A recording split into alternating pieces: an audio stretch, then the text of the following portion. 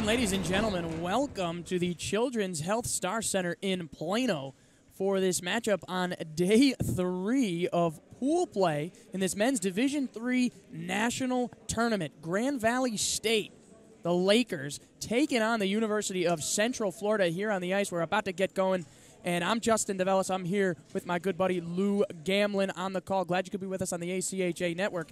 And Lou, I mean, this Grand Valley team, 2-0, so potent on offense, and they're ready. They're ready for the rest of this tournament. Boy, I'll tell you what a great game last night. I had the pleasure and honor to call with them in Farmingdale State. Overtime win for Grand Valley. Here's the scenario.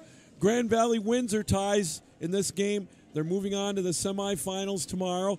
And if they lose, the way for them to lose, it's odd as it sounds, they need to lose like 1-0 or 2-1, because if they lose, Farmingdale with a win will get that opportunity as long as they give up the fewest amount of goals, because that'll be the third tiebreaker, because all three teams would be 2-1.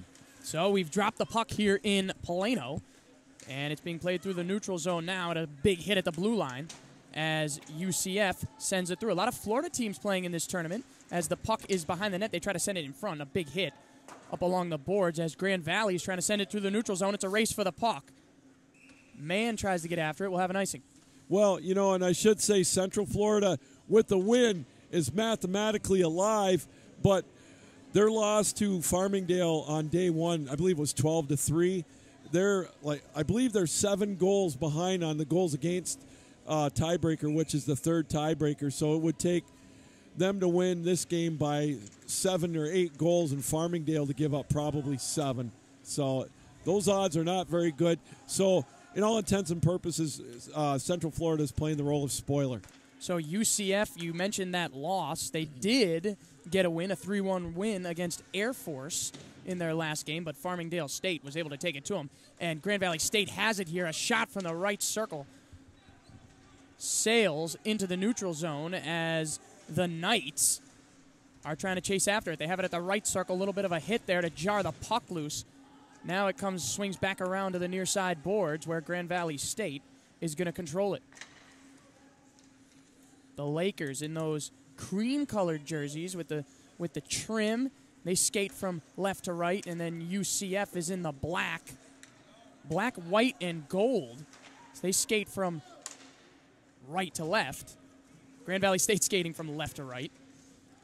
As the puck gets moved to the far side corner, and it's gloved down by Grand Valley State, and they send it through all the way to the other end. 18:32 to go in the first period. We're going to have another face-off. Well, as we mentioned yesterday, and also in goal today is for Grand Valley, Rosenbaum. He had a stellar night in goal yesterday as he helped stave off a high-potented Farmingdale team in overtime. Again, the game winner last night in overtime was by Julian DeCina. He's got a couple of goals and a couple of assists. He's one of them to watch out for. Yeah, DeCina only 10 points all season. He's got 4 in this tournament as Grand Valley State is trying to work it through. Here's a chance right in front of the net. The puck is still loose. And the Knights just try to whack it out, but it's kept in by the Lakers. It's out in front again. 18:13 to go. Here's another chance, but a glove save by your goalie for UCF, Ben Tebow. He's got some national pedigree experience, too, from a couple of years ago when they were in the national tournament. He was a one-man wrecking crew for Central Florida, and it's going to be tough to get some goals past him. Pride game maybe, but I'll tell you what, he's going to want to play strong against this Grand Valley team. Yeah, UCF's trying to work it into the zone. I spoke with head coach Mike Kroll before the game, as well as his assistant Anthony Mariani. They said they need their A game today against Grand Valley as the Lakers move it through the zone. Here's a centering pass and a chance and a goal.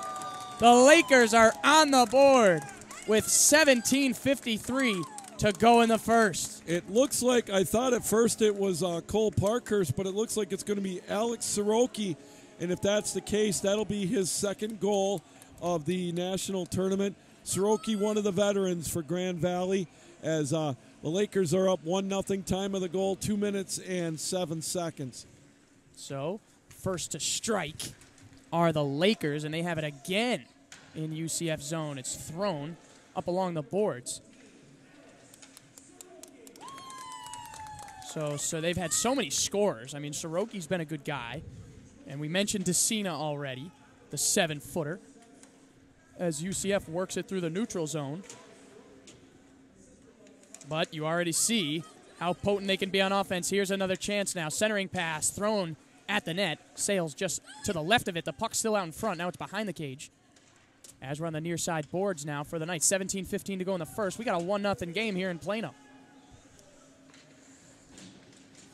Yeah, again, beautiful goal by Soroki. And again, the 7-footer. I keep going back to that because it's so unusual to see someone of that size. DeCina and also Parkhurst getting the helpers.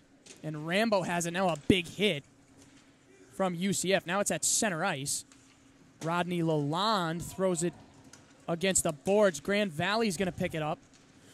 Charlie Nelson sends it behind. And the Knights are going to control it here with 16:40 to go in the first. Justin Develis, Lou Gamlin on the ACHA network. And here come the Knights. Shot. Sales left of the goal. Now it's behind. And it's in front. Knights are trying to corral it. It's Schneider. Schneider works it to the right point. Now it's swung back over to the left. Here's a shot and save.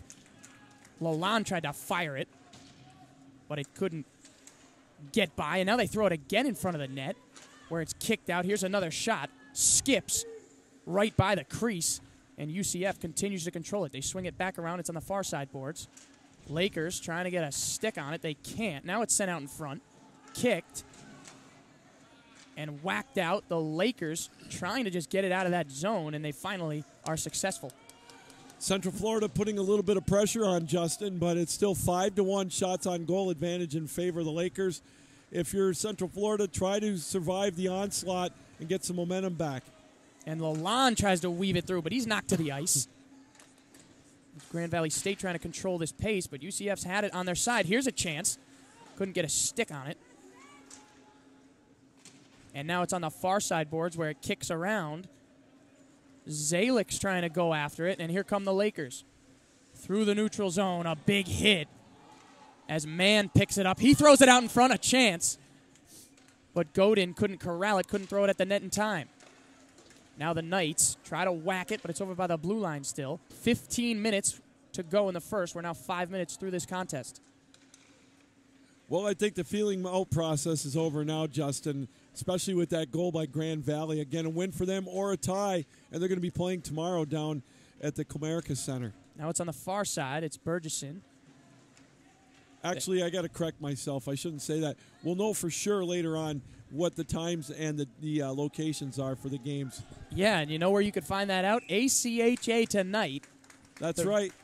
The recap show where you yourself have made tons of appearances, and obviously talking about this Division III men's tournament, it's been so amazing. But that's where you're going to find out tonight where those semifinal matchups are to be announced. 11:30 Central Time is when we'll go on with that tonight. We'll have all the scenarios worked out. Hey, there's like 6 games. These last 6 games have potential ramifications for the semifinals, including in the rink next to us. Fordham is playing Nebraska. If Nebraska beats Fordham, then it's a winner-go-home game for Gulf Coast and Michigan coming up on this rink at 4 o'clock.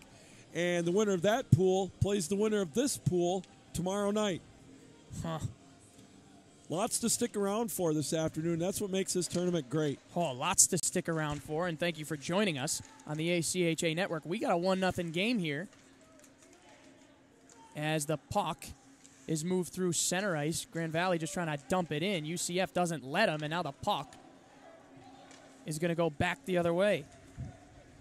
Rosenbaum, your netminder for Grand Valley.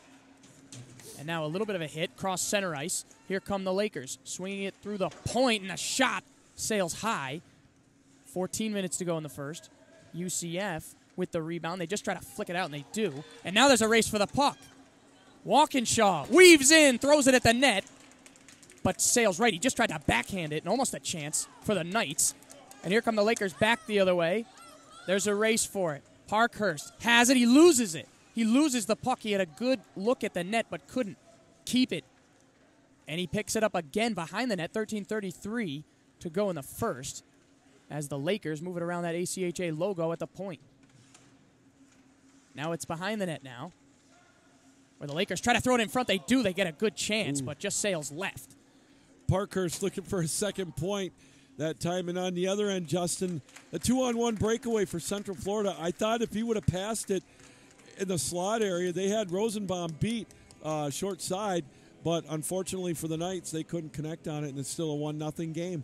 Yeah, so Alex Soroki, the lone goal in this one, is your difference. It's 1-0. The shot's 6-1 in favor of Grand Valley State. And it's on Central Florida's side in their zone. Now it's in the neutral zone. It's the Knights just trying to corral it. That's Avron. And the Lakers keep it in. It's over by the right point. But losing it is Madigan. Now it's a race for the puck out by the left circle, and both players collide, go into the boards.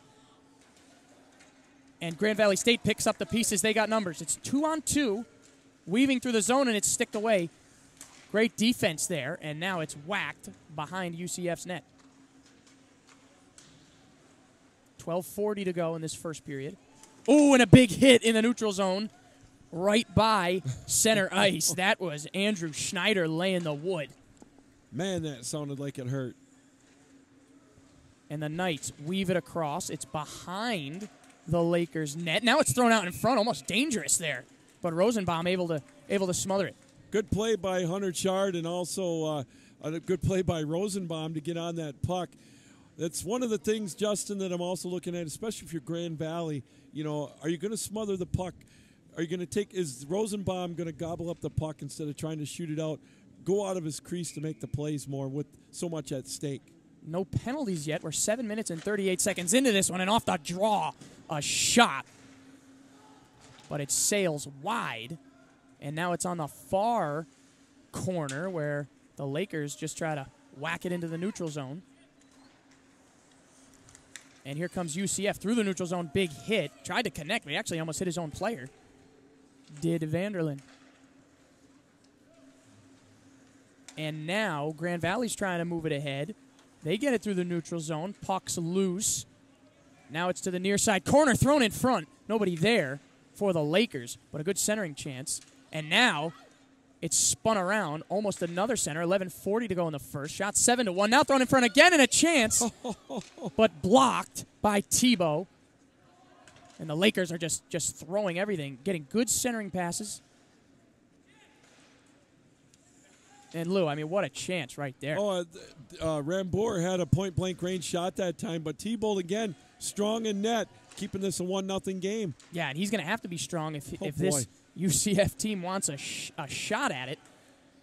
And it's now on UCF's end, and the Knights will control. They'll try to get it out of there. 11 minutes to go in the first period of this 1-0 game. Justin DeVellis, Lou Gamlin on the ACHA network. And it's weaved through almost a shot, but knocked down was Lalonde. And now Tebow's going to let it go, where the Knights will control it. It's over by the right circle now. Got a stick on it. Did Mann. And it was in front of the net, and this could lead to a chance. Thrown at the net wide left. It was Mann again. Spencer Godin found him right open again, and Tebow, that's his 8th shot that he's faced already in this opening period, I believe. And the Lakers just peppering the net. And now it's up by the left point. It's over by the blue line. Grand Valley has it in a big hit as soon as he entered the zone. And the Knights throw it at the net where it's caught from behind. Up at the point. Big hit up along that Grand Valley State bench. And they continue battling. It's in the neutral zone now. Knights backhanded in,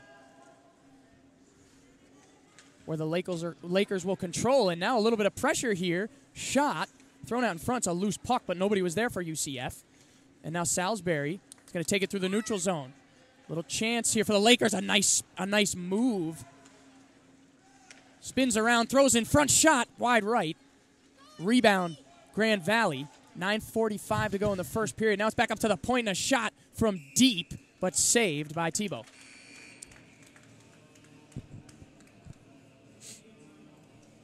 And with 9:41 to go in the first period, we are going to send it to our first media timeout on the ACHA network. Keep it here. The 2019 ACHA National Championships are brought to you by Aries Sportswear, official merchandise partner of the ACHA. Howie's Hockey Tape, the official tape provider of the ACHA. and the city of Frisco.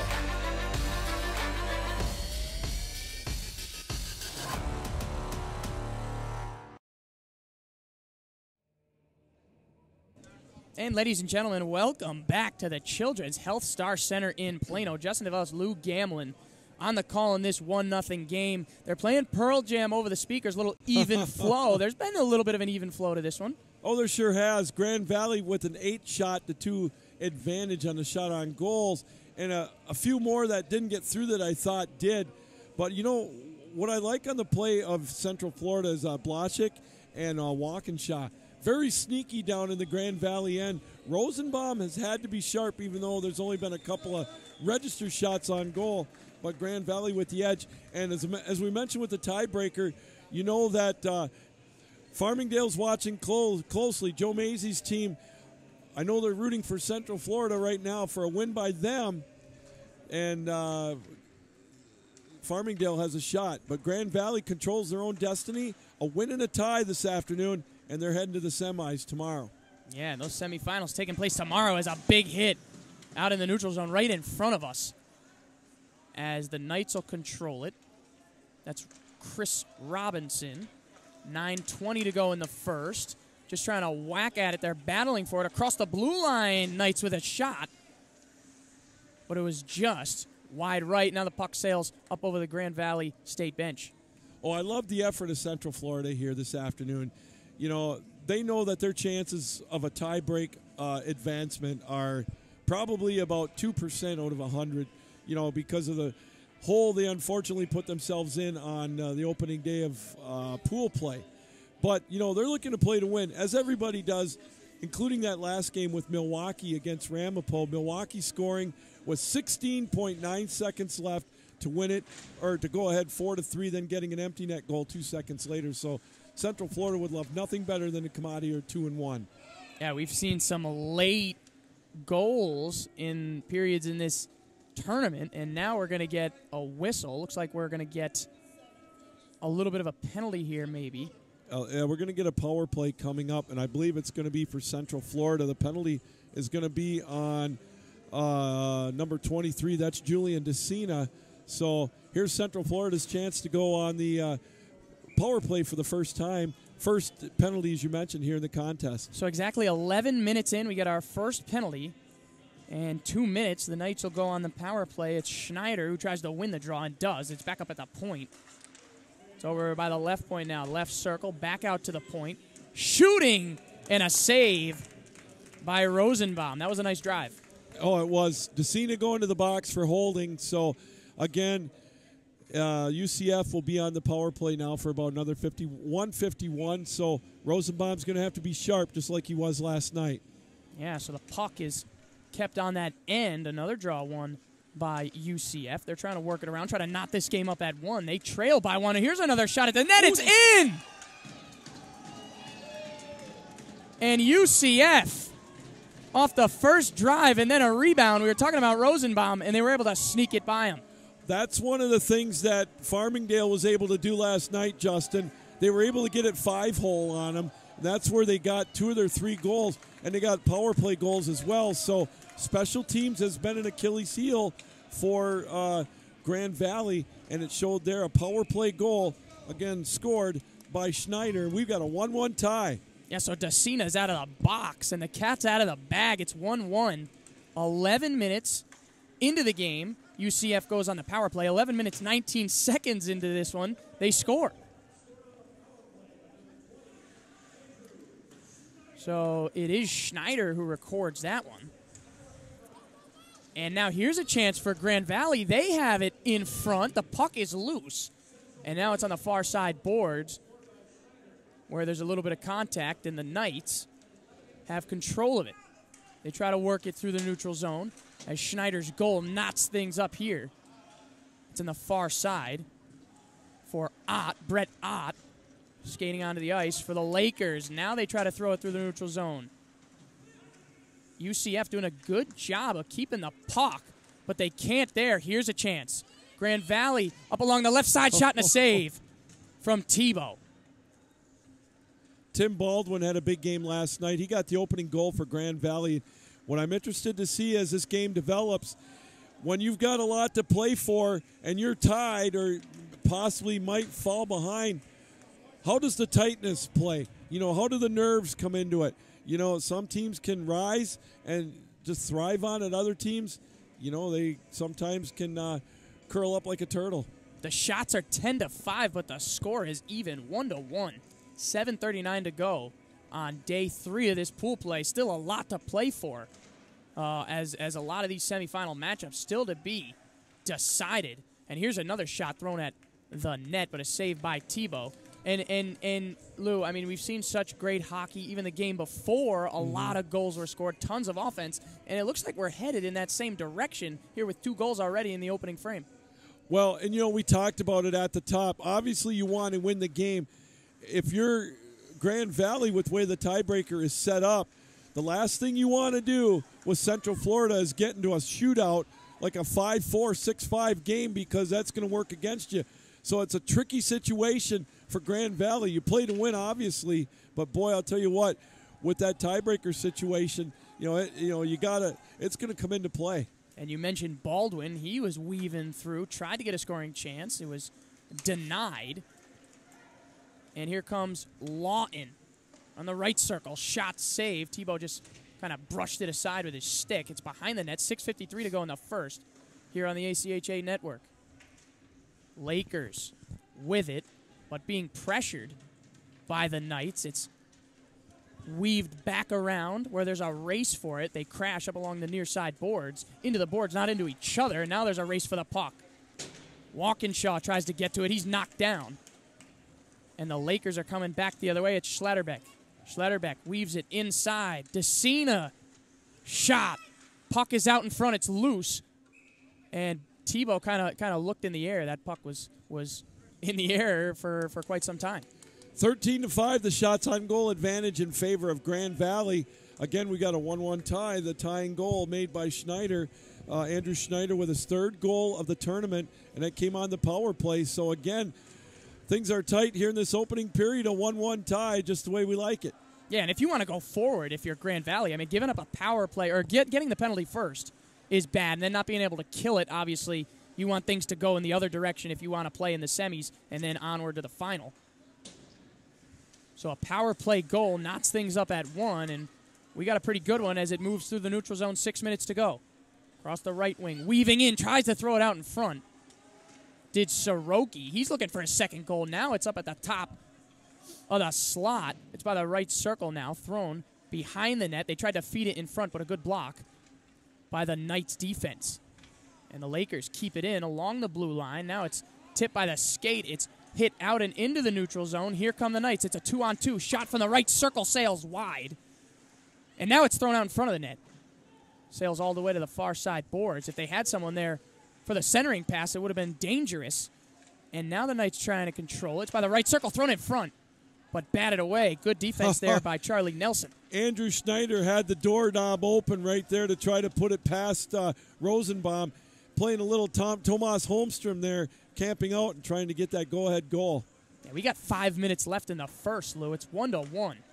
13-5 your shots as Ott throws it in, and it's smothered by Tebow. So, again, you mentioned it, a 1-1 tie, 4:58 to go in this opening period.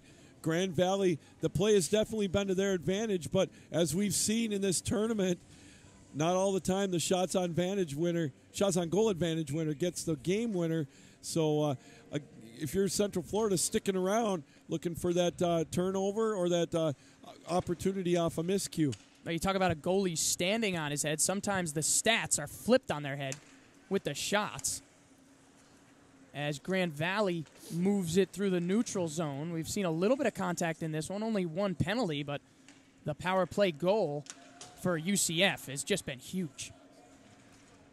Now Grand Valley tries to center it, throw it up ahead. They didn't have anybody there, but it's thrown to the far corner where they can keep it in. They do. It's at the left point. Shot fired. 4:24 to go in the first on the ACHA network. Here come the Knights weaving through. They don't have numbers, but a wind and drive deflected off the stick of Brett Ott. Ott, 6'7", and DeCina, 7 foot. If you think they took these guys off of their basketball team of Grand Valley, who played in the NCAA D2 tournament. But I like the hustle play of Brockman for Central Florida. He hasn't gotten any points to show in the tournament. He's their muscle, but he's also got some wheels. And I look for him also to be a difference here for this Central Florida squad. A draw and a drive by Walkinshaw. But it was unsuccessful big hit on the near side boards as they try to poke at it. Somebody's down there. It looked like Chard hit the ice, and we're going to get a whistle. Yeah, a scrum right to the left of us by the face-off circle in the Grand Valley zone as we're going to get a break here with 4:01 left to go in this opening period. Been a good period. We're getting a few words over to the left of us, and we're going to get a penalty call coming up on Grand Valley. That's going to be Ryan Mikowski going to the box. So another power play opportunity, I believe, for the Golden Knights, or the Ice Knights, if you will, as I believe he must have either got a roughing or maybe a checking from behind call. We'll wait and find out. Yeah, it looked like checking from behind to me. No matter what, it's a 2-minute minor. UCF already 1 for 1 on the power play. And it's a cross-check. Cross-checking, okay. Yeah, cross-check is your call. It's up at the point sent in. There's a lot of bodies in front of the net. Now here's a shot sails high. And UCF really going on the offensive here, throwing the puck at the net, doing a great job, getting chances. As Grand Valley just flips it out. There's 1:30 to go in the power play, 3:30 to go in the first. Justin, if you're Grand Valley and you're Rosenbaum, I think you want to kill this penalty just to get some confidence boost back in your penalty kill and special teams as Central Florida trying to make it a 2-1 game. Well, Graff by the left circle sends it out in front. Beautiful chance. It's out in front. The puck is loose. It was on the doorstep. And what a chance. You can't script it any better for the Knights. Yeah, Gonzalo Ruiz wants that one back as it was a nifty 2-on-1 play. Good setup by Blachik. Now a little bit of a tic-tac-toe. They get traffic in front of the net. They almost disrupt Rosenbaum. And the Knights still have it behind the net now. There's 49 seconds to go in the power play as they get it up to the point. A shot drive. Puck saved, but not by much. As Rosenbaum doing everything he can here. There's 40 seconds left on the power play. It's out to the left point. Knights up by the left circle, sent in. Boy, this, it's funny, Justin, is you can feel the tension, the uneasiness with the Grand Valley fans to our left. Last night's game was so much fun with Grand Valley and Farmingdale. The Grand Valley fans were up doing the wave, the roller coaster, the whole bit last night, man. They were into it. It had a championship game mentality last night, and I think it's got that of a nervous energy right now. And this tournament's been so fun. You mentioned it. The fans coming out. The hockey's been great and such a great tournament. And the Dallas Stars open up their doors, really. And it's amazing. Absolutely. Amazing facilities. The hospitality's been great, and we just want to thank them here with 2:15 to go in the first of this 1-1 ball game. There's 13 seconds left on the power play. UCF's trying to poke it ahead. They get O'Donnell. And crowd wanted a call. Here's a drive, and the puck's out in front, but Rosenbaum able to fall on it. It was very close that time, Justin, to maybe being offsides, but it looked like he did get his back skate. It was onside, so the face-off will stay down in the Grand Valley zone with about 4 seconds left with the extra man for UCF. Ooh. Oh, we're going to get another penalty call coming up. Lou. This one's going to be on Lazaline for Grand Valley, so 5-on-3 for 4 seconds and then another power play. Not what you want for the Lakers. Oof, not at all.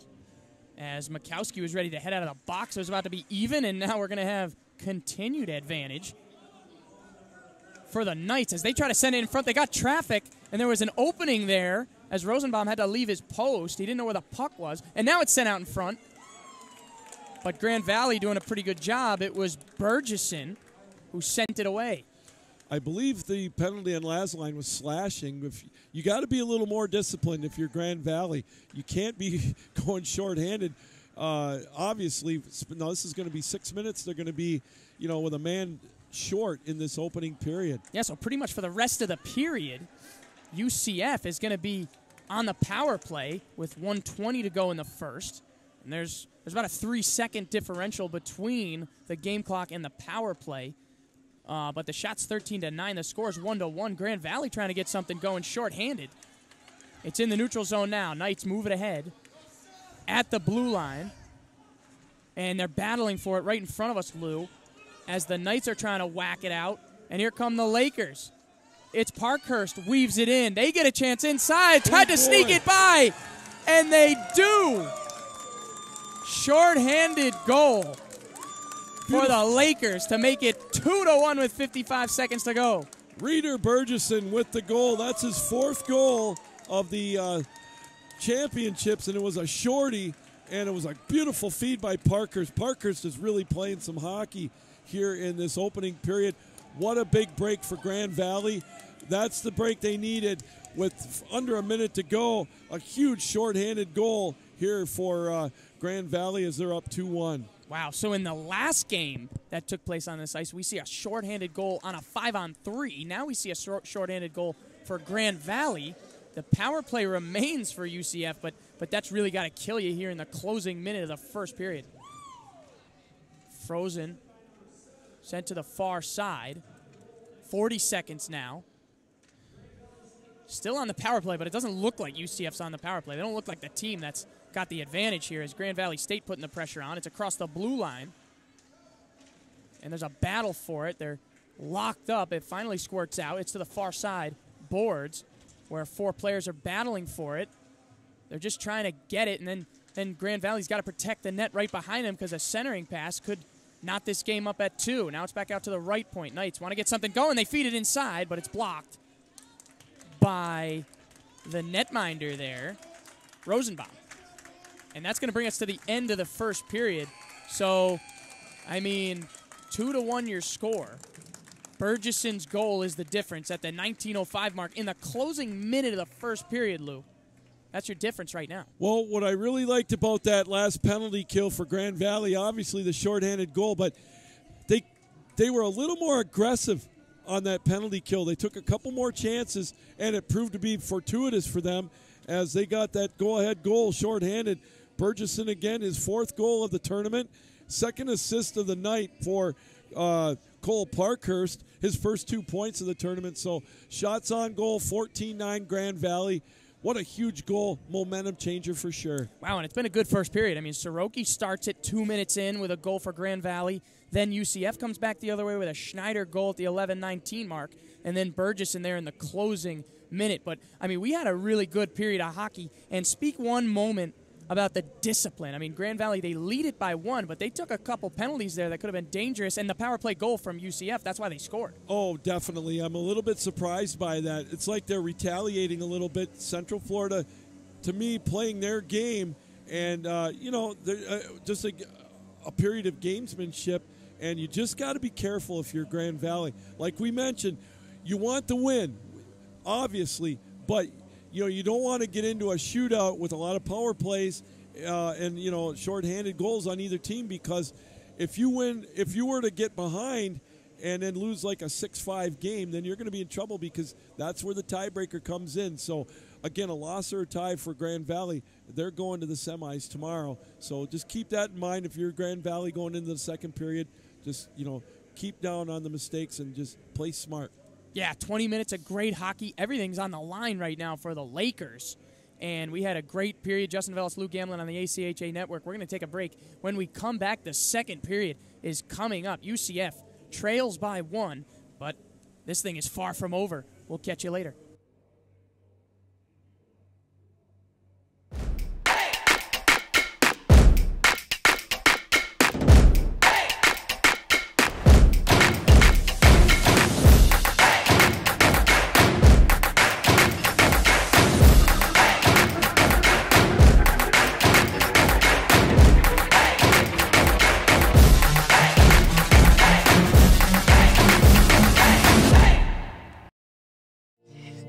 I got in.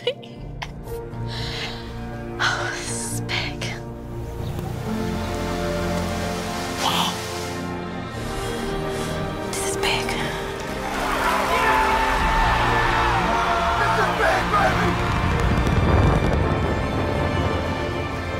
This is big. This is big.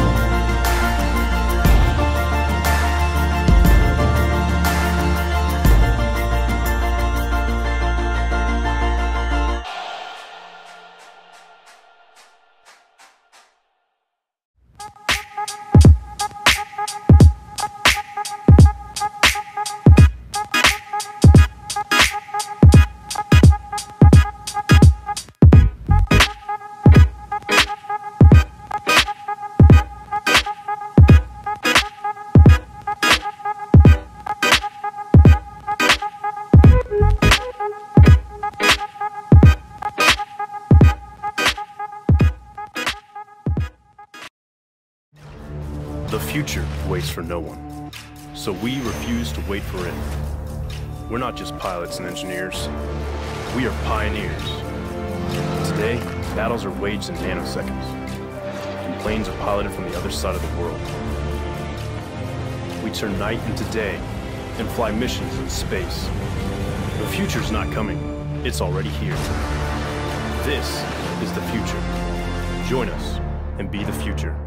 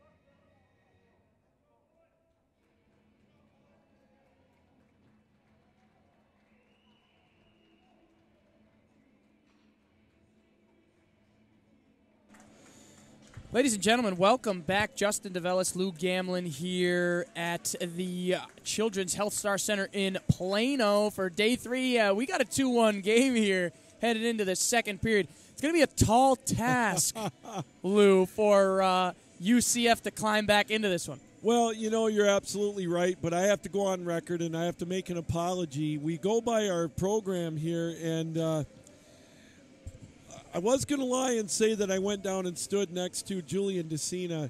Apparently, he's not 7 foot. I've been giving him credit for being a 7-footer, but from what I'm told, he's about 6'3". So, but I'll tell you what, Justin, when you look at him on the ice, he played like he was 7 foot last night. Let's go with that with the overtime winner, and then, of course, getting the assist here this afternoon. Yeah, well, I think that's how they wrote it. They wrote it based on how he played last night. There you go. The 4 points. There you go. Now, if you're Central Florida, Justin, real quick, you're not out of this by any stretch of the imagination. We talked about it. They came here to win this afternoon, and they tied it up at 1. They just got to keep up the pressure on Rosenbaum. Yeah, and DeCina's gone to the box once. He went once in the first period. Grand Valley had to deal with some penalties there, and they scored a shorthanded goal, and it's 2-1. We're 20 seconds in, and we got a long way to go here in Plano. And it's on the near side boards where Grand Valley whips it around. They have it behind their net. UCF intercepts on the far side corner, and a little bit of hitting going on across the boards. The puck is loose. It's out by the blue line where the Lakers are going to take it. It's Burgesson. Burgesson weaving to the left. The puck gets deflected and into the crease where Tebow's going to corral it. Well, of course, Grand Valley up 2-1 with that shorthanded goal, the go-ahead goal at 19:05. So, they got to keep the pressure on. And like we said, at the end of the period, Justin, play disciplined hockey. It sounds very simple, but when you're out there on the ice, it's sometimes not so easy to when the play gets ramped up physically. So off the draw, it goes right back to Tebow. The shots are 16-9. The score obviously 2-1, but a pretty evenly matched first period. Yeah, indeed. A lot of those shots didn't get through on Grand Valley. So it's played behind the net now, as Tebow's got to move his post there in goal. Referee's got to jump out of the way. It's sent across the right circle. Grand Valley's trying to work it around. They have it by the right circle now. Shot out in front. Got deflected by a stick. And now gloving it down is Baldwin. Baldwin passes. Kowalski tried to send it through. And now it's on the far side boards where the Knights will take it. Here they come, skating across center ice and just flipped up by Ruiz to get it into the zone. Behind the net, it goes off a skate and thrown at the net. Oh, baby. Boy, Shane O'Donnell almost got his first goal of the tournament on that one on the giveaway. Oh, across the blue. Sent behind, but nobody was home for Grand Valley. Zalick giving a little bit of pressure for UCF as they get a change. Calling for it is Baldwin. He can't handle it. UCF controls, trying to whack it out of the neutral zone was Ott. Ott, 6-7. And now across the blue line, here come the Knights. It's Chard, swings it around. Rosenbaum comes out of his post to help out. And it's stolen by Avron, who takes it across the neutral zone. A little bit of a hit there as the Knights are trying to get it. It's on the near side boards now. Grand Valley's got it in. They're trying to get it out. And it's in the neutral zone now. Here comes Soroki. Soroki to Parkhurst. Parkhurst weaving around, has a chance. Out in front, shot, and the puck is still loose. We're going to get a penalty call coming up here. I believe it's going to be on Central Florida. It's either a slash or a trip just in the slot area. So big break for Grand Valley with an opportunity to get maybe another goal as they go on their first power play of the afternoon. Hey, real quick, Justin. On the other rink right now, a game with big ramifications in Pool C, and that's Fordham on top of Nebraska 2-1. A Fordham win will still give them hope in this next game with Gulf Coast and Michigan. So teams battling it out. It's day 3, the last day of pool play, but by no means are these teams done competing. The semifinals are upcoming. That site still to be announced where those games will be. You can catch it on ACHA tonight. Figure it out if you watch that show. A big hit now behind the net. As Grand Valley's on the power play now, they want to make it a 2-goal lead.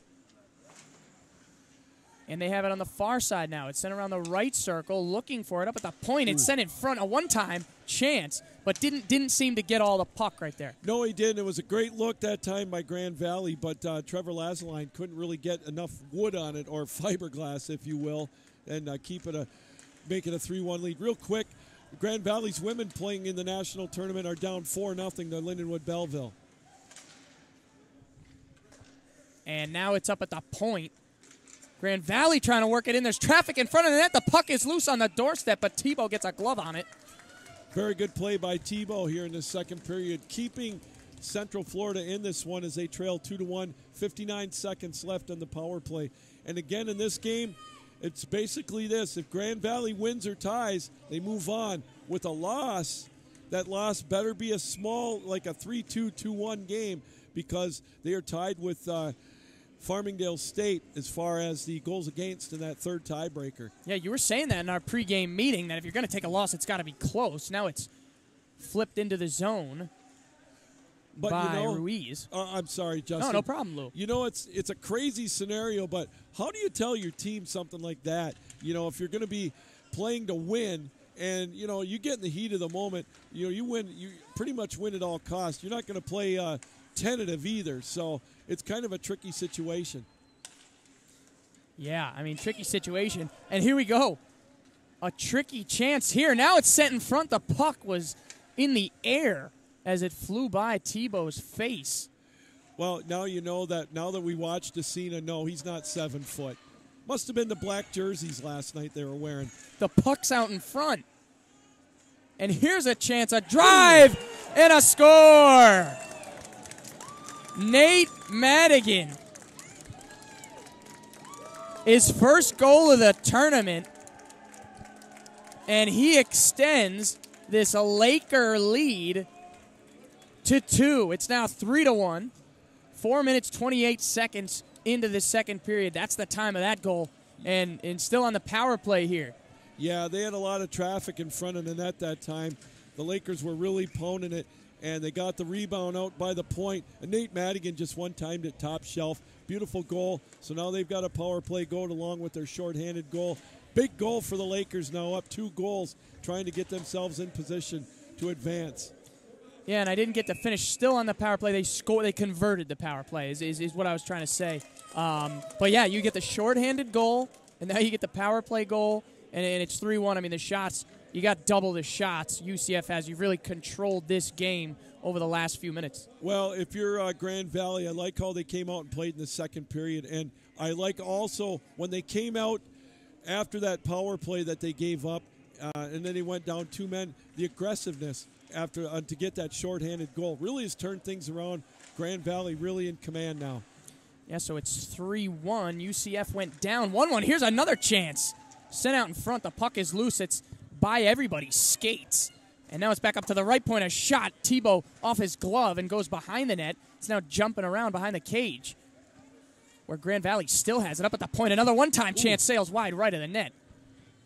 And it's to the far corner, and wow, Lou. Looked like it went in from my angle at first, but when I didn't see any Grand Valley parents jump off their seat, I knew it went wide.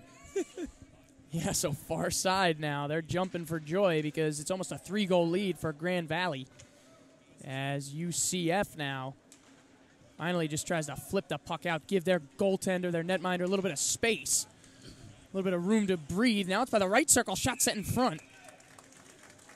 Zalick tried to sneak it by Rosenbaum, but it's into the pads. Well, we're going to have a face-off, 14:26 to go in the second. Yeah, it was Zalick. For Rosenbaum, he had a clear path at the shot. So if you're Central Florida, you really got to start getting people in front of the net to try to obstruct his view. If you're Grand Valley, just try to keep that pressure on. 23-11 shots on goal. Yeah, so it starts with winning the draw, and UCF does. It looks like they're going to try to control it, but now Grand Valley does a good job of kicking it around, trying to whip it out. Puck is inside. It's loose. Everybody's poking at it. Nobody seems to control it for a little while. It's behind the cage now, up against the boards. The Lakers, the Knights, just going at it. It's Frozen trying to keep his skate on it. I can't see that number, who it is. But now it's back up to the point. Shots deflected by Lazaline. Lazaline's going to go across the blue line. We got a 2-on-2 here. Man trailing behind him. Shot on goal, saved by Tebow. And they tried to send it in front and went off a skate, and it was almost a fortuitous bounce as Lazaline picks it up. That's a good hustle play on defense for Central Florida to get back there, because Lazaline almost had Vanderleen with him for a drop pass for a chance at a goal. Sent in between the legs. Blazik fires, and it's a glove save from Rosenbaum. You know, I love that when the goaltender does that. I don't know, something about that goal. It gives them a little swag, a little swagger, a little authority on that one. Shows that they're into it, and I'm telling you, Grand Valley right now is they're feeling it. I know there's a lot of time left if you're Central Florida, but they've got that 2-goal lead, which is big. Yeah, 3-1 your score. 13:27 to go in the second period with this faceoff going down in the Grand Valley zone on their end, but now it goes back to the other end where there's a race for it, and Tebow actually came out of his post, and it's in front. Now it's behind. Now it's on the far side. UCF trying to control it. Grand Valley can't keep it in. They're going to send it off the boards. The puck it's kind of, when it hits the boards, it's kind of dead. We saw a play over here in the first game. It's kind of just dead. And 13 minutes to go. 24-12, the shots in favor of Grand Valley. They lead 3-1. Justin DeVellis, Lou Gamlin. Now kind of slipping there was Walkinshaw. And a big hit up by us by the near side boards. And now here come the Lakers. Inside, shot in the slot, but saved by Tebow. And you got to hold your breath if you're UCF. I mean, you're already down 2. You can't go down 3. Yeah, the Grand Valley now putting the pressure on. The Lakers are trying to salt this one away as early as possible. And if you're Farmingdale State right now, you got to be it's taking a little bit of the wind out of your sails. You thought you had an opportunity maybe with an upset here this afternoon, but Central Florida has to really start to get things going on offense if they want to make that come to fruition. Yeah, now the puck. Beautiful stick work there. It's up at the point. Shot sails to the left of the net. But it was beautiful to weave his way in. Now another chance. They tried to throw it out in front, but a good defensive play by UCF. Now the puck goes through the neutral zone. 12:18 to go in the second as the Lakers are looking to extend this lead. It's been all Lakers in the second period. We're almost halfway done as Tebow just kind of fists it away. And the puck is now in the air. Now it's hit the ice. And UCF controls. Now it's up along the far side boards. UCF's just trying to clear it. They can't. A little whiffing there on the attempt. Now they move it through the neutral zone, but it's stolen by Soroki. Soroki leading the charge. It's a 3-on-4. Nothing doing. The puck's now behind the net. Now it's sent out to the point with a big chance. Shot for the perimeter, but saved by Tebow. Behind the net now. To the far side. They're trying to get it back up to the point. Now weaving his way inside. Centering pass. Nothing doing. Now they get it back up to the point. It's Mikowski who whips it to the point. Now it's by the left circle now. Just kicked by Decina. Decina, it's thrown in front. And it's deflected out by the 7-11 ad on the far side boards. Grand Valley still controls. I mean, they're really controlling this puck, getting a lot of shots. Here's another one. But it's deflected. Now another one. It was just left of the net, but that was a rocket. It's in the neutral zone. Grand Valley gets a change. And there's 10:55 to go in the second period. The score is 3-1. Boy, it almost looks like a Grand Valley power play.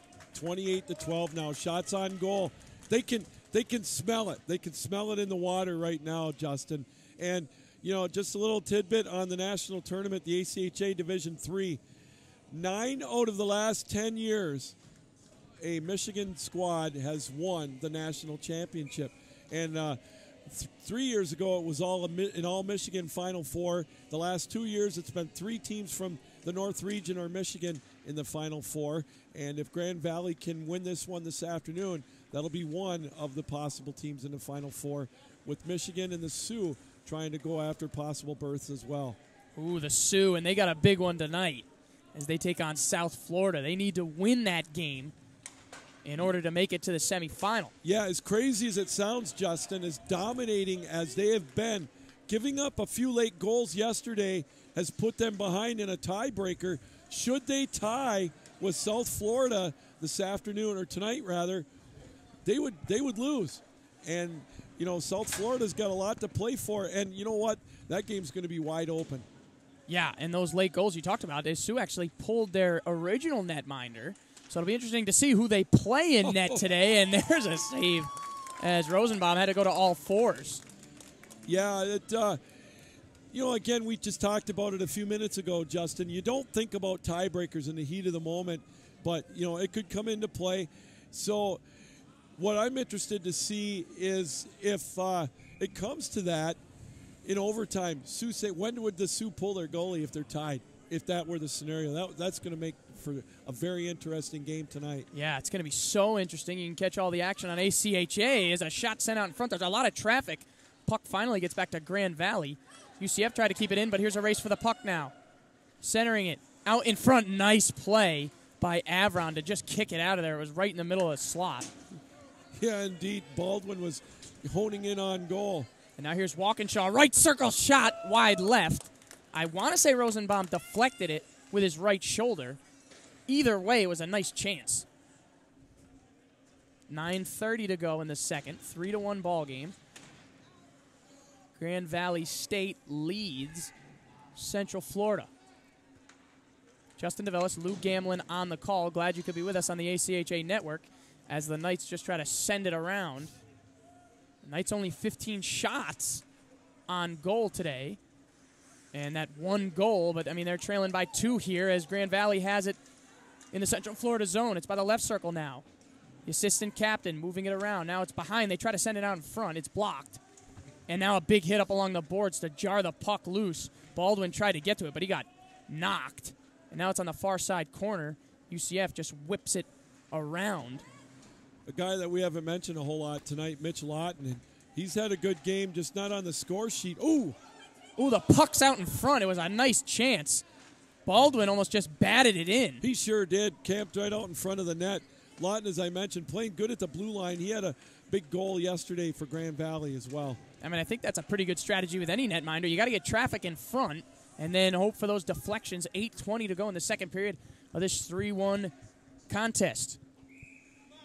And with this whistle, Lou, it's going to be a face-off at the other end. 8:16 to go. And, I mean, just so many games have been played. There's so many games yet to be played.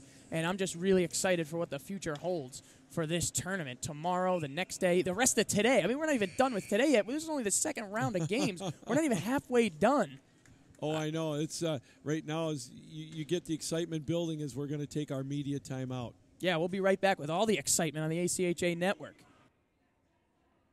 The 2019 ACHA National Championships are brought to you by Barron Championship Rings, proud sponsor and championship ring provider for the ACHA.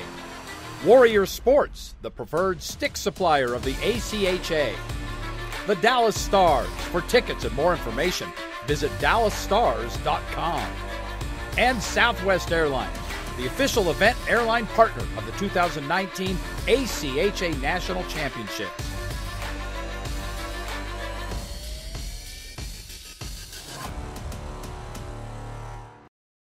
8:13 to go in the second period of this 3-1 contest. Grand Valley State leads UCF. Justin DeVellis here with Lou Gamlin. Glad you could be with us on the ACHA network.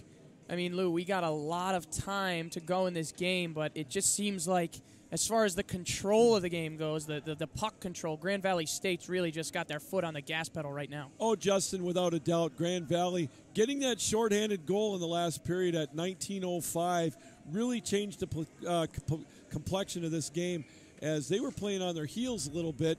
They got that shorthanded goal and then carried the play in the second period, got a power play, and Nate Madigan was able to connect and make it 3-1. And trying to make it 4-1 is Vanderlyn, who gets in to the zone. Now here's a chance. Almost they tried the same thing now again, and they almost as Rambo tried to just stick it down, but Tebow able to find it. The two defensemen here this afternoon really putting the most heat on is Madigan, and on that one, Ryan Mikowski, as they're trying to get it in traffic, as you mentioned, but Tebow is able to see those into his trapper. Traffic. As Grand Valley State has it up at the point, they send it in. Lazaline has it up along the boards. It's out in front. A nice save with the pads. The puck is still there on the doorstep, but Grand Valley State can't get. Oh, and there's a good hit there behind the net. As Vanderland grabs it, sends it back out to the point. It's over by the blue line. It's tiptoeing on that blue line. They almost wind up. It was almost an alley-oop pass. And it's still out in front. Here's another chance. It skates by Tebow. Ooh, so we were on our feet there, ready to call another goal. 7:20 to go in the second. And now it swings back the other way, but Grand Valley has it over the neutral zone, across center ice. Here come the Lakers. A shot saved by Tebow, just hoping for the face-off there. 33-16 now, the shots on goal. That latest flurry by Grand Valley, they smell it. They smell blood right now. I know there's some of us that say the 3-goal lead is the worst in hockey, but I think they would take it right about now as they try to put the dagger in this one. A win or a tie, and the Lakers are going on to the semifinals. Yeah, and it's so important in a tournament like this. I feel like you want to be playing your best hockey at the right time.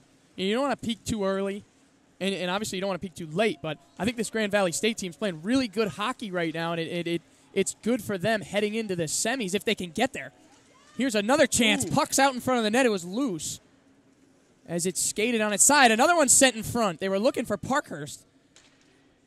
And Madigan has it at the point. If Parkhurst was able to connect, we may be looking at a 4-1 ball game. And now a big hit by the left circle. Now it's behind the net. They try to send it in front. Still loose. UCF controls. They just try to throw it along the dasher. Another one. Can't do it. Now sent in front and deflected in. Thrown into traffic. I think that was Soroki that's going to get credit for the goal, his second of the afternoon. And boy, oh boy, what a huge goal for Grand Valley. Woo. Time of the goal, 13:32. That's monstrous. And it was almost like the third time was the charm. They tried that 2 times over the last few minutes, and they whiffed. And then the third time, it just seems like they timed it perfectly, able to deflect it by Tebow. You know, I wanted to break this point up, Justin.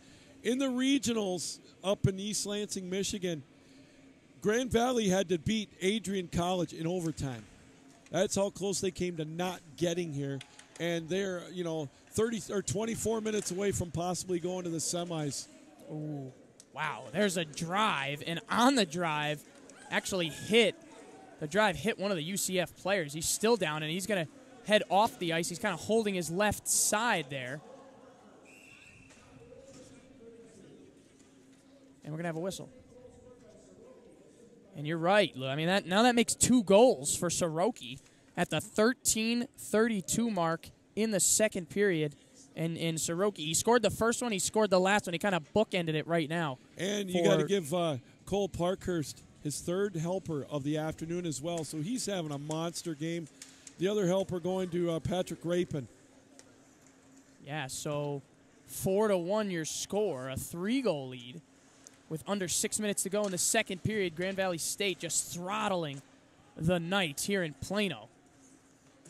Yeah, I want to say their overtime win over Adrian. It was either 7-6 or 6-5, and then they beat Indiana 7-1, I believe it was, to get here. So they can put the puck in the net, can Grand Valley, in a hurry. And they crash the net, too. Yes, they can put the puck in the net, but they crash it, and in the traffic they create, that last goal was just a perfect example. As the puck is in the neutral zone now, kind of just floating. UCF's trying to corral it. I mean, if you're UCF, can you climb back into this one? Well, yeah, it's always possible, but they've got to start taking some chances, and I think you might see that happen. Baldwin waits. Oh, he was so Lord. patient. Oh my! And goes 5-hole on Tebow to score number 5. For the Lakers. What a move there, Lou. Oh, my goodness. Baldwin he toe dragged all the way down into the slot area, and right at the last second did a little Darren McCarty move that he used in the 1997 Stanley Cup final against Philadelphia.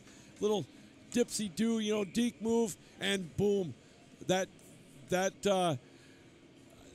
victory is getting a little bit closer now. Time of the goal, 14 minutes and 49 seconds. Wow, 5-1 Grand Valley. And sometimes you're too patient. You don't take advantage. You don't take the shot. But it was just a perfect amount of patience there from Baldwin. I mean, he went all the way from the left to the right, the toe drag, and just absolutely astonishing. 4:53 to go in the second.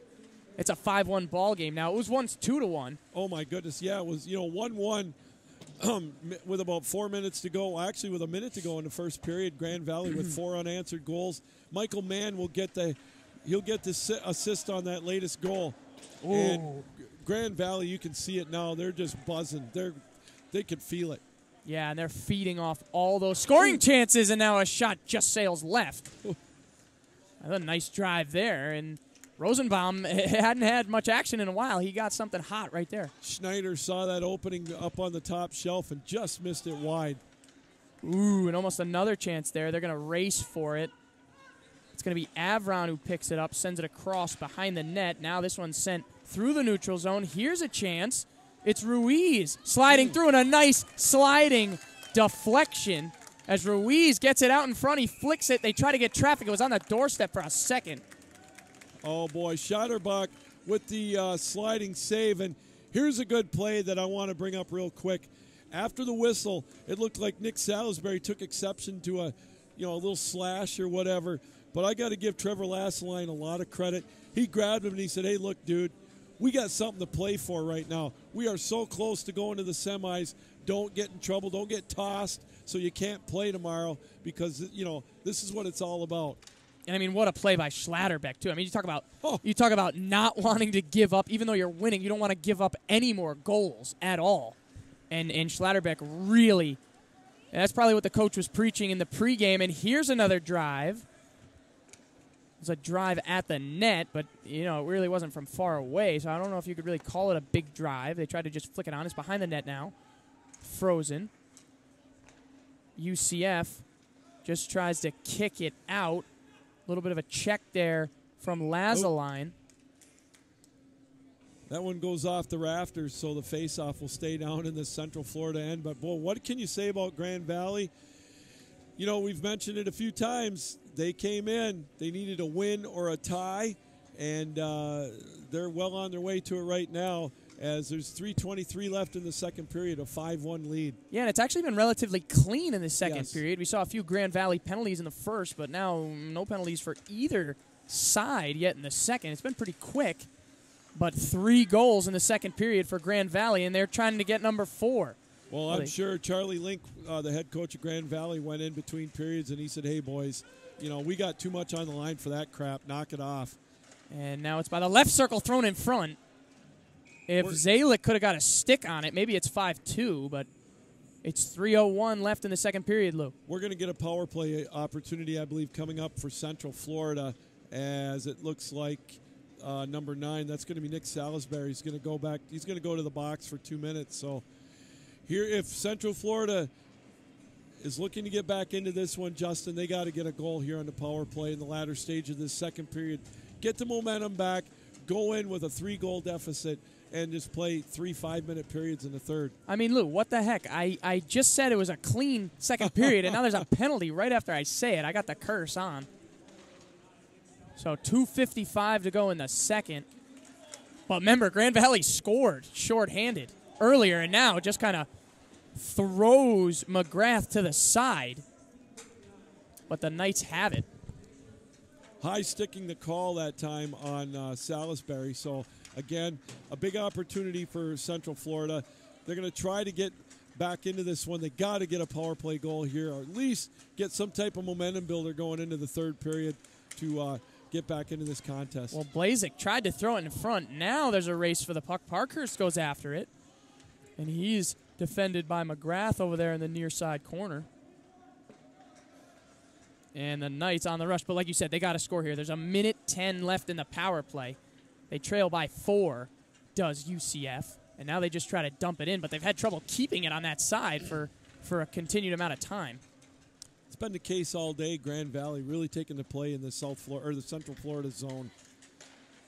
And now they try to throw it in front, and they get it. A beautiful pass across Rosenbaum's eyes. And the finish was just miraculous. 5-2 is your score now. So, 1:52 to go in the second. UCF still battling to stay in this one.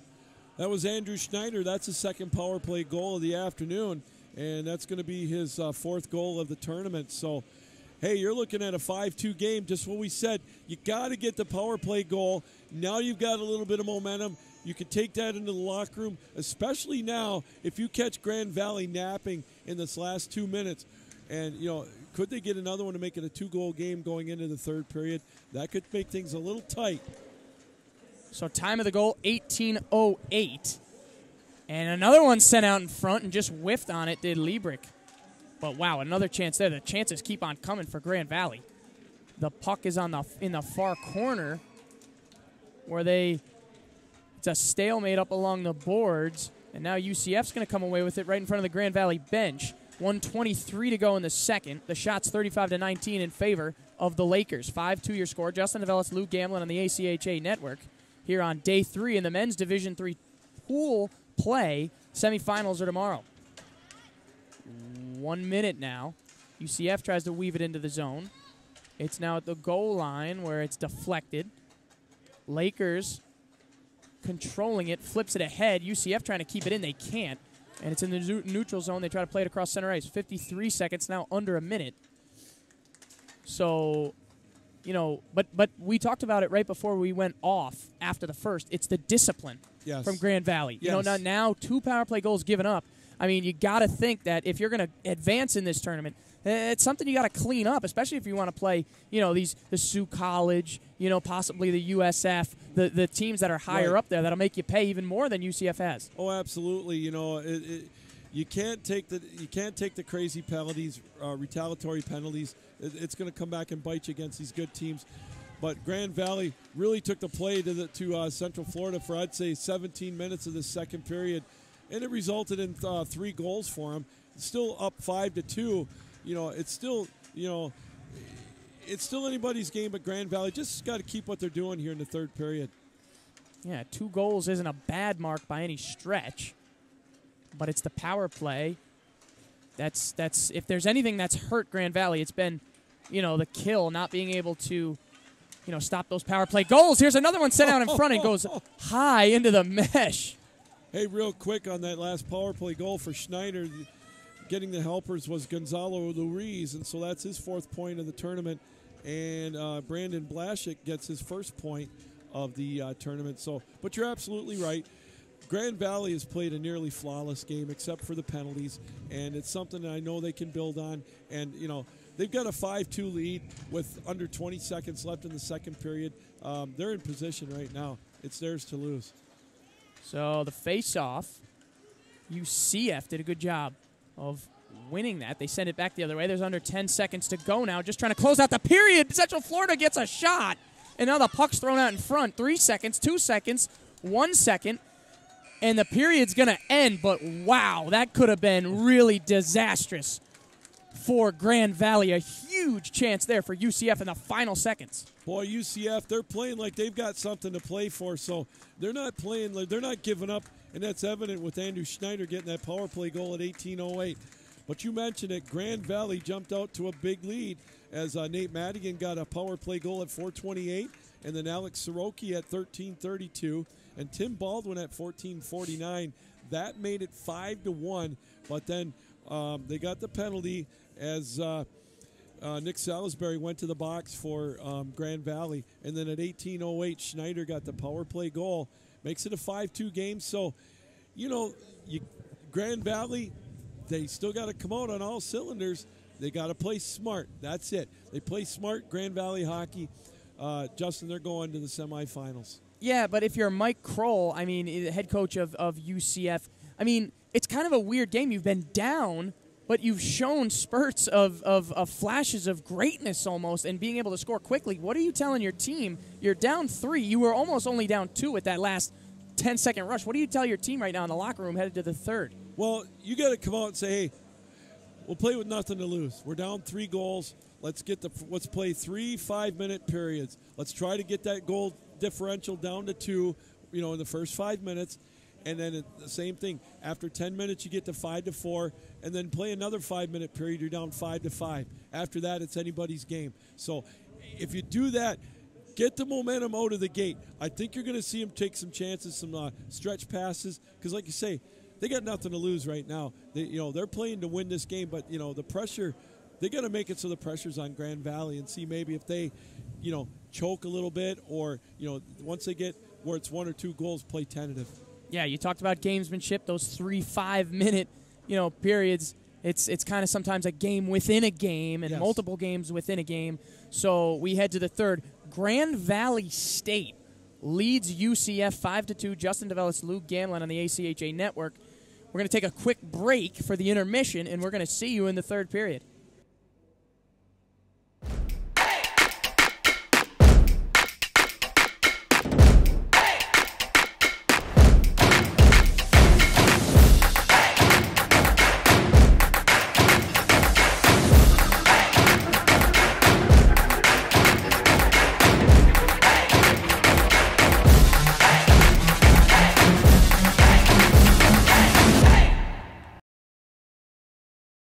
There's a phenomenon at Grand Valley State University that is making a lasting impact on our students, the state of Michigan, and beyond.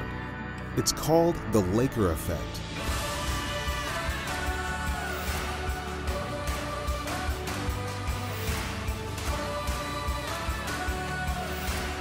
Lakers understand that one person can make a significant impact. Together, we know we can do even more. That's the Laker effect.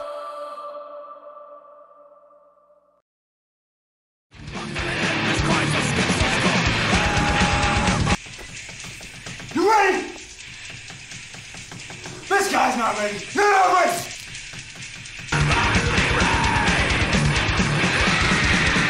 Let's go!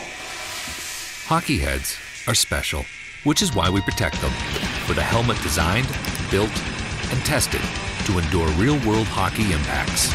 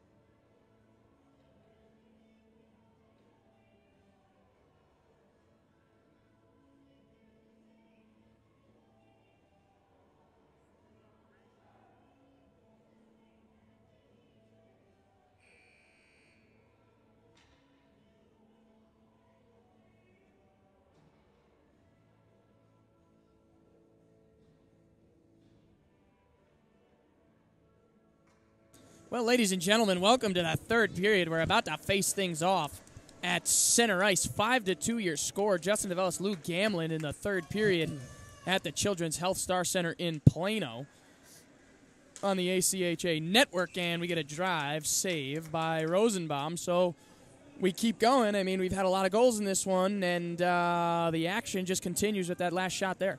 Well, Grand Valley 20 minutes away from punching their ticket to the semifinals tomorrow.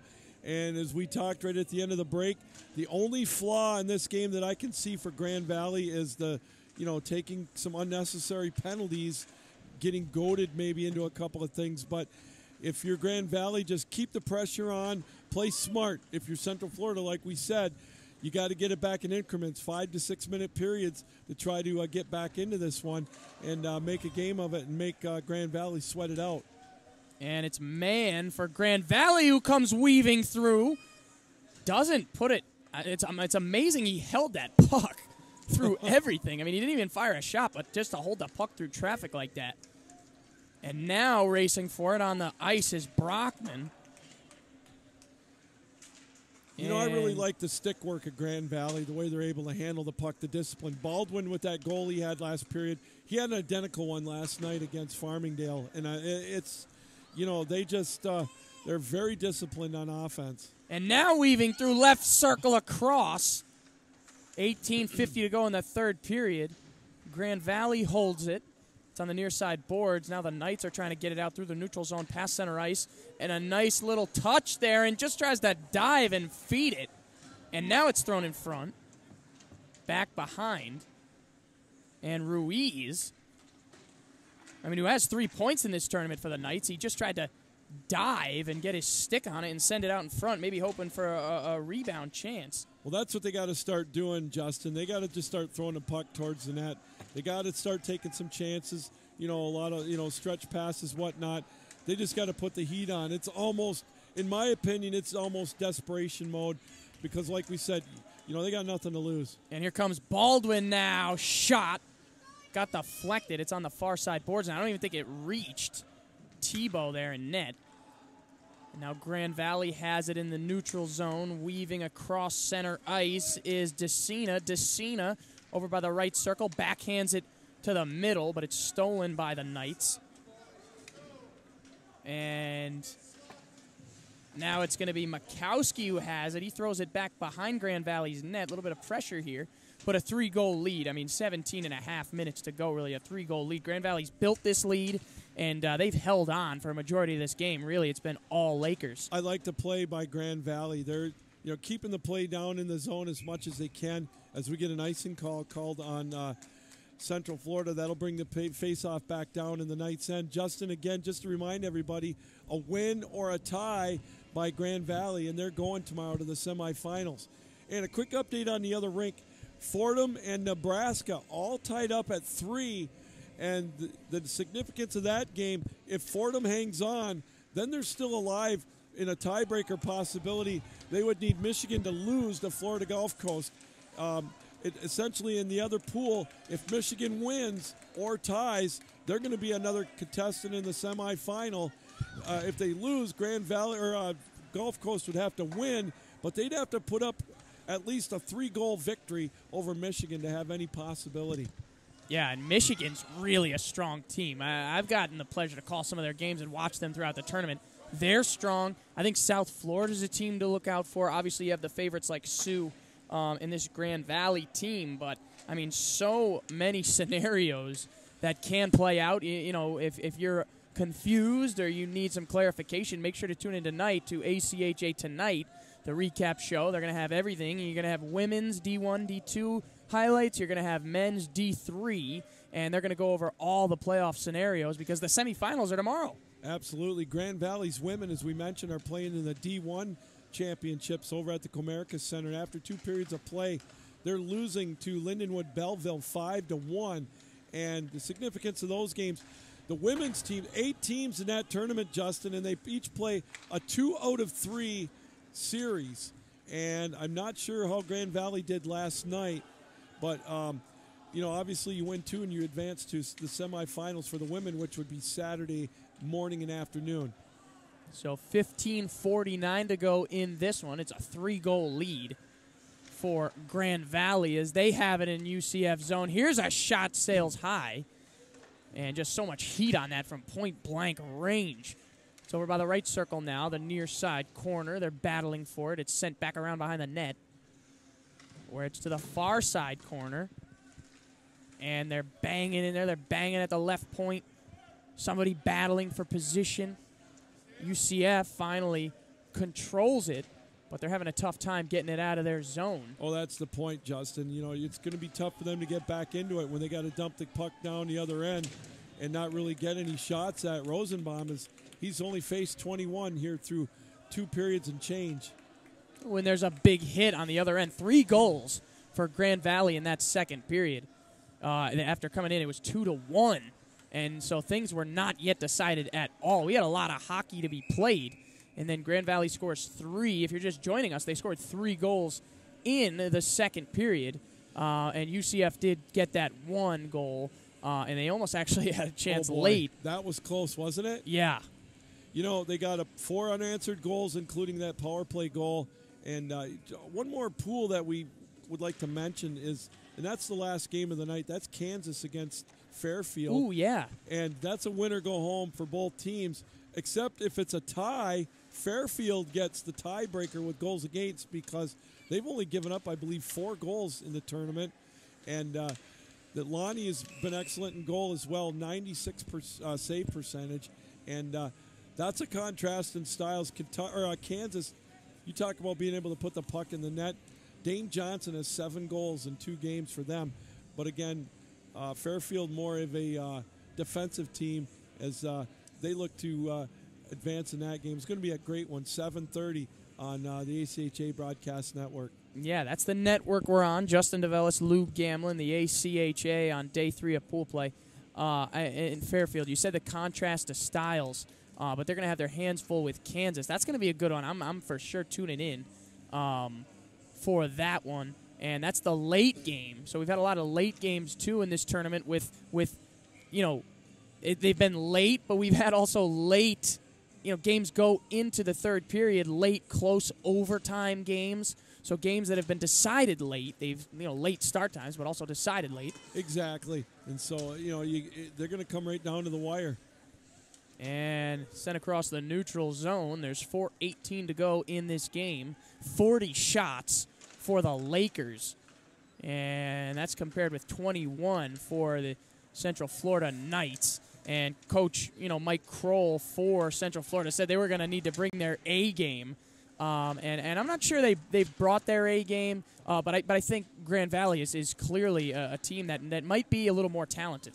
Well, and you see Charlie Link, just patient, standing behind the bench, watching his team play their game as the whistle sounds on a puck that T-Bolt's able to gobble up. Side note on head coach Charlie Link, for those of you that missed it, he woke up the Saturday morning of regionals after that overtime win over Adrian with appendicitis. Had to get his appendix taken out the morning of the regional game where they were decided to go to nationals.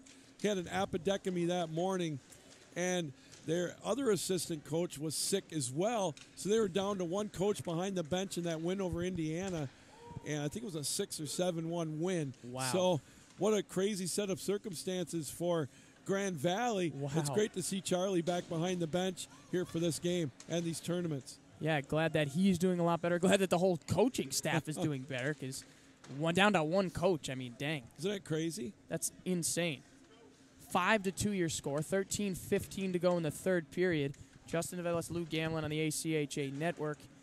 This is on the near side, in the near side corner behind the net. Tebow's had his hands full all day. And again, a lot of Florida teams. Tampa played earlier today. You got South Florida, who's still very much in this tournament. And you got, this team, Central Florida right now. Gulf Coast. Okay, Florida Gulf Coast. Here's a drive, just high, and Gulf Coast. I mean, is also a team that's pretty strong too. They obviously lost in that opening day to Fordham in that overtime game, but they played very well yesterday. Florida Gulf Coast, always one of the top teams in the South region, Justin. They've been here. I think they've gotten the auto bid as well the last 4 years. Every year that I've been covering the D3 anyways. 2 years ago, they lost a tough one in the semifinals to Calvin, 3-2, I believe it was. They were up in that game 2-1 in the third period, gave up a couple of goals. They've been to the championship game a couple of times as Florida Gulf Coast, so I know they would love nothing better to try to get back there and join their counterparts from D2 that won the whole thing back-to-back this year. So it's, there's definitely some pedigree there, and you always see Tampa usually right in the thick of it, Central Florida, South Florida, and there's some other schools. Florida's definitely become a D3 hockey hotbed. And Grand Valley controls it on their end. 12 minutes to go. 8 minutes gone in the third, so we're nearing the halfway point of the third period. 5-2 your score. And Central Florida is going to have to, they got to keep it on their end, or this end here, and they get a shot. But it's been hard to find a lot of really good opportunities, quality opportunities. They just haven't had them. Well, and some people would say, hey, how did Central Florida get in here with a losing record or a 500 record? But I'll tell you what, look at some of the competition that they've played over the year, with Tampa, with Florida Gulf Coast, with Georgia Tech, with Georgia. They play some big competition. The Michigan schools go down every year for the Florida Gulf Coast, like the Florida Showcase in November that they put on right around Thanksgiving. And, they get some quality opponents, and they come for a trip sometimes up north. So that's why they come down there. They play the very tough competition. Here's a shot. Rebound. Save. Tebow was on his backside. Now it's behind the net. 11:26 left in the third. And how many – you think they're still going after these goals right now for Grand Valley? You think they want to put as many as they can up on the board? Oh, absolutely.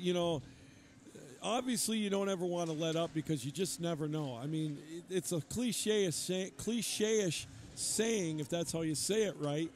But, it isn't over until it's over, like Yogi would say. But, you want to get as comfortably ahead as you can, and, I mean, if they can get back up to 4 or 5 goals, I mean, that would just put the nail in the coffin and really cement their chances. You've watched hockey enough, Justin. You know that a 3-goal differential is nothing. The D2 game with Cincinnati and Northern Arizona, they got 3 goals in less than 4 minutes and ended up Cincinnati won that only because, they were down 3-0, got those 3 goals. Then it was tied. Then they won in overtime, and that saved their bacon to get to the semis. So, Central Florida, they've got to try to do the same. It's possible. Now the face-off at center ice. Just trying to whack at it. Now it's over by the blue line. Somebody's just trying to control it.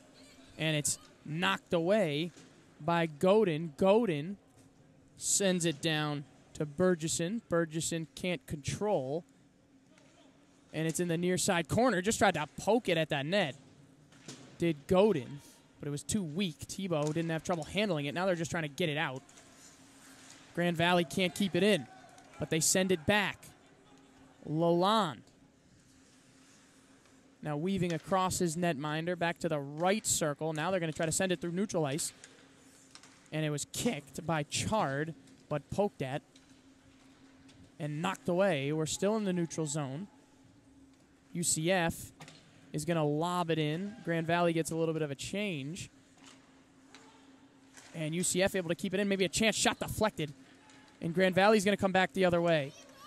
It's Baldwin, the man for the Lakers. He tries to get it by Tebow. The players were up on the Grand Valley bench looking for him to get that hat trick. Kowalski now goes from left to right. 9:28 to go in the third. And now a shot sent out in front, but sails wide. That was from the perimeter. Makowski tried to sneak it by Tebow. And we are going to send this one to break with the media timeout. Justin Novellis, Lou Gamlin on the ACHA Network. Keep it here. The 2019 ACHA National Championships are brought to you by Budget Car Rental, the preferred rental agency of the ACHA. Hogan Transportation, official tournament partners of the 2019 ACHA National Championships. Edge Protect, protecting goalie skate blades since 2004, and official sponsor of the 2019 ACHA National Championships.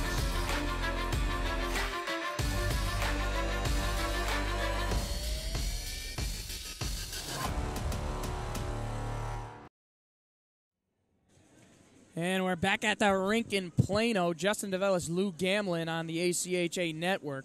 Grand Valley State leads Central Florida 5-2 with 9:22 to go in the third period. And Lou, right before we went to break, you mentioned you were talking about cliches. I mean, it's a cliche because it's true. Yes. It's a cliche because it's true. I mean, if you're Grand Valley, just controlling this puck, and the differential's so important now, and it would be disastrous to get this late in this game and maybe get kept out of the semifinal because you lose a little bit of a differential here. Well, one of the things that I've noticed, Justin, especially in the last 6 or 7 minutes, the physicality of the game on the Grand Valley, really on both ends, is kind of let up. You're not seeing the hard checks into the boards that you saw in the first period and a half or so. I think if you're Grand Valley, you just, again, you don't want to play with less of an edge, but you want to stay out of the penalty box, not give them any kind of opportunity at all to get back into this one. And they're playing just a little more, maybe a wide open, more of a dump and chase, but still with the pressure trying to be kept on. Sent out in front. Lawton almost got a stick on it. Now it's behind the net, behind the cage with Tebow. The puck almost got sent out in front. 8:39, and the clock is ticking down in the third period. It's a race for the puck as Brett Ott's going to corral it. He's getting pressure. UCF tries to keep it in. They have it at the blue line. They got to send it in. They do. Makowski will handle. And again, off that board, just kind of dead. Right off the boards. And now it's in neutral ice. Hacking at it is McClellan. UCF trying to get something going. Almost a steal here by Soroki.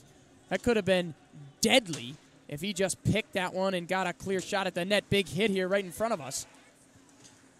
As Schneider got sent to the boards. He's got the 2 goals in this one for UCF. Does.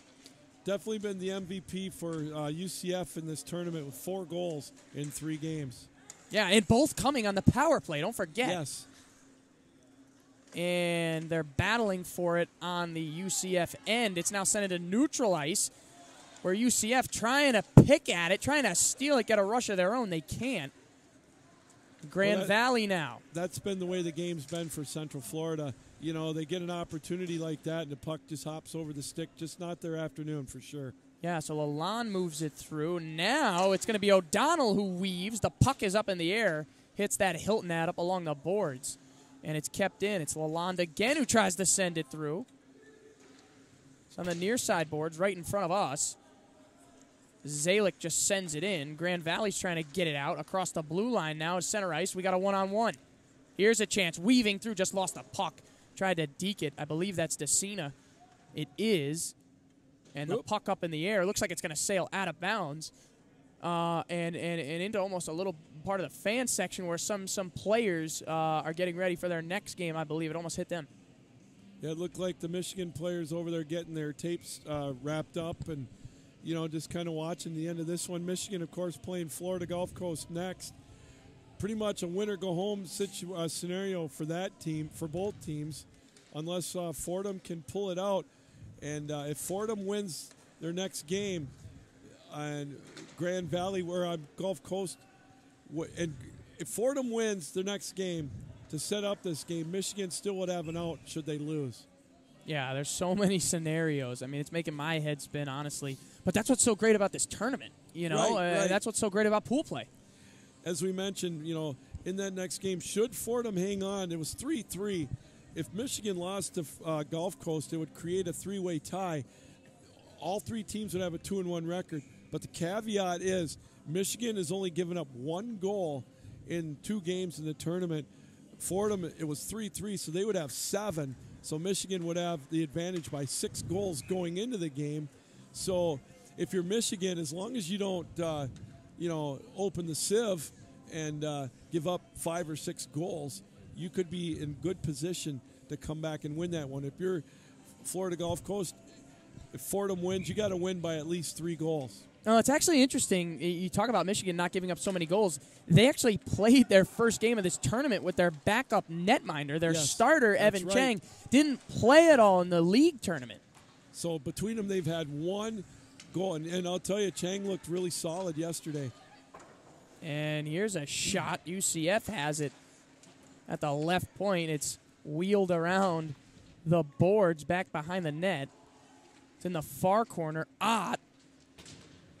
You know, and this Grand Valley team really has a lot of team speed like Michigan. Maybe not as quick.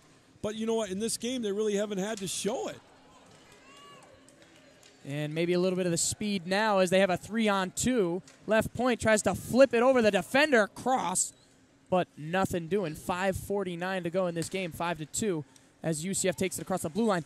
But that's in Lou. But that's interesting because for Michigan, your defense has been good, and that's been a storyline for you in the tournament. But you have multiple netminders who are capable of playing in between the pipes. You got to feel good if you're Michigan. Boy, I'll tell you what, that game yesterday against Fordham was amazing. I mean, the goaltending was obviously the story of that game, but the team speed on both ends. I mean, the moves that Aaron Moss was making for Michigan was incredible. Yes. But they made Fordham, as I like to say, Rich Goldberdy, their head coach, was telling me, watch out for us. We're sneaky quick, sneaky fast. And, oh, my Lord, are they ever. And, you know, that's what really impressed me about Michigan. Their team speed and their discipline yesterday was phenomenal. Yeah, and they're one of the teams to look out for heading into tonight. And then if you got your eye on the semifinal, which you should on the ACHA network. Exactly. I mean, it is going to be a great final few days because it's been a great 3 days of pool play, the Division III. And here's a chance. Division I was good. Division II, Division III, really, just such exciting hockey we've seen. It's taken over this Dallas, Frisco area. And we still have the two women's divisions that are going to provide for some great hockey. Big rivalry in women's Division I with Liberty and Adrian. You know, they've played. Adrian's gotten to the championship game a couple of times in the semifinal, not been able to do it. That's a good storyline there. And Division II, Minot State and Lakehead, I believe it is. You know, they've gotten a championship rivalry that's been crazy. Minot State looking for the win there because they're going to bump up to D1 next year. And imagine Minot State getting multiple championships because they took that crazy? Division I. I mean, that was an insane run to get to the final by the Minot State men's Division I team, but then to win it in the final against Gedeke and Iowa State and Growlem. I mean, it was an amazing story. It was almost like it was meant to happen, really. Oh yeah, and you mentioned it in a tournament. You come into a tournament hot, chances are you're going to do good. But that was a crazy thing with Iowa State. They started out really slow, and then they came on strong. You know, I had a chance to talk with their assistant coach, Scott Isman, who's got championship pedigree coaching at the Division III level with Iowa State when they made it here. He said it just has been a run that they're playing with house money. That was their mentality, and they made it all the way to the final game. Yeah, and congrats to them for even making that far. Nobody expected really that. But I'd also like to see the difference because now that Division I was a bracket. You know, it was single elimination, and I like that there's a difference in how they play the divisions. But I wonder, what that D1 tournament would have looked like had it also been pool play like we got in Division III. Right, it would have definitely been different. You would have saw maybe some less chances taken. Obviously, the strategy would be different. You know, if you've got, multiple goalies or whatever, you could play them in each game. Yeah, and I think, and I don't want to interrupt you, but I think that bracket style, it helped Minot State. Oh, without a doubt. It helped Minot State because, you win that one game, you survive and advance, and that was totally a team agree. that was just key on surviving and killing the penalty, really, was the story for them. And they had to do that in late games against, Lindenwood. They beat Adrian, the defending champs. They beat the 1 seed. And then having to kill that penalty was amazing. And then they finished with an empty net in the championship. Well, real quick, we're down to just about 2 minutes left. Grand Valley on their way to going to the semis. Tonight, we've got 2 games that are pool play deciders. The Sioux taking on South Florida. A win or a tie for South Florida, and they're in, believe it or not, as dominant as the Sioux has looked because of the goal differential. That would be the tiebreaker in a tie.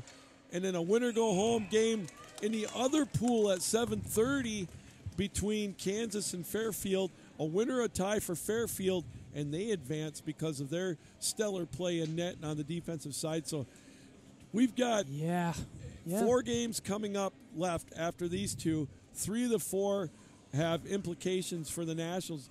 It looks like 3 or 4 of them could be a winner-go-home mentality game. Yeah, and imagine if you're South Florida. You just got to keep it close. I mean, maybe even shoot for the tie, but, I mean, they're shooting to win, too. I mean, they're capable. But, I mean, to even know that, hey, listen, we keep this thing close, and it's a tie or we have the lead, I mean, we're going. Who would have thought that you've got a team like the Sioux with 21 goals in 2 games looking to say, you know what, we can't tie. There is a restriction for us if we don't win. Right. So that means they'd have to pull the goalie in overtime with a minute to go if it was tied to try to force a win. Incredible. Unreal. About 1:10, about 70 seconds to go in this game, 5-2. I think the storyline is the 3 goals for Grand Valley, really in the second period. Truly, that was the difference. In this one. Totally agree. And they're going on to the semis right now as we're down to 50 seconds left. I think the fans and the players can breathe a collective sigh of relief as Grand Valley is going back to the national semifinals. It's been a while, but they're going back as they've got a team that's going to be that has to be reckoned with tomorrow in that semifinal matchup.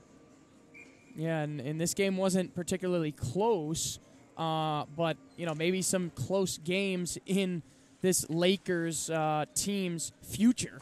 So they might have to battle when the score is close late, and it's late right now. There's 40 seconds to go. 5-2, Justin Avellis, Lou Gamlin on the ACHA network. The puck is out in the neutral zone. So, yeah, make sure you keep it. You got to keep it here for ACHA. I mean, there's so much. There's games, there's highlights, there's recaps. You got the nightly show tonight, Lou, where you make your spot. You cover all the games. And Grand Valley trying to get that final one, put a little icing on the cake with under 20 seconds to go. They can't. And we're going to have another face-off.